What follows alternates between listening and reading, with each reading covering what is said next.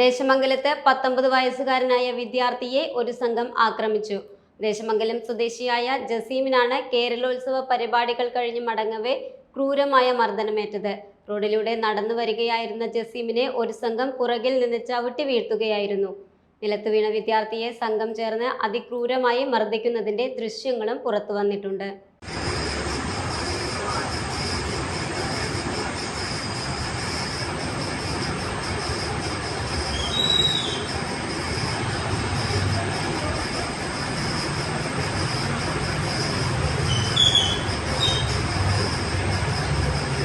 മർദ്ദനത്തിൽ തലയ്ക്കും ശരീരത്തിനും ഗുരുതരമായി പരിക്കേറ്റ ജസീം തൃശൂർ മെഡിക്കൽ കോളേജിൽ ചികിത്സയിലാണ്. സമൂഹ മാധ്യമ പോസ്റ്റുമായി ബന്ധപ്പെട്ട പ്രശ്നങ്ങളാണ് ചെറുതുരുത്തി പള്ളം സ്വദേശികളായ യുവാക്കൾ തന്നെ മർദ്ദിച്ചതിന് കാരണമെന്ന് ജസീം പറയുന്നു. പ്രശ്നം ഒത്തുതീർപ്പാക്കാനെന്ന് പറഞ്ഞു വിളിച്ച് വരുത്തിയ ശേഷം ആക്രമിക്കുകയായിരുന്നു എന്നും ജസീം പറഞ്ഞു. എൻ്റെ പേര് മുഹമ്മദ് ജാസിം, ദേശവാനം കൊണ്ടൊരു സ്വദേശിയാണ് ഞാൻ. കഴിഞ്ഞ വ്യാഴാഴ്ച ഒരു സംഘം ചേർന്ന ചെക്കന്മാരിൻ്റെ ഫോണിലേക്ക് വിളിച്ചു. അപ്പോൾ ഞാൻ അവരുടെ അടുത്തേക്ക് ചെന്നു. എന്താ കോംപ്രമൈസ് ആയ ചെറിയൊരു പ്രശ്നമാണ്, ചെറിയൊരു വോയിസിൻ്റെ മേലുണ്ടായ ചെറിയൊരു പ്രശ്നം.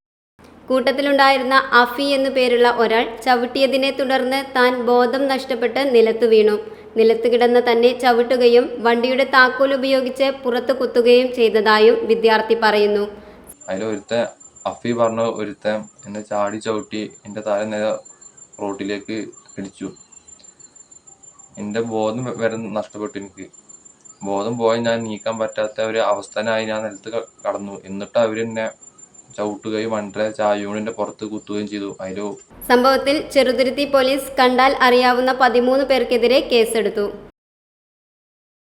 ഡോട്ട് വ്യൂ ന്യൂസ്, കാഴ്ചകളാണ് ലോകം, കണ്ടു തുടങ്ങുക.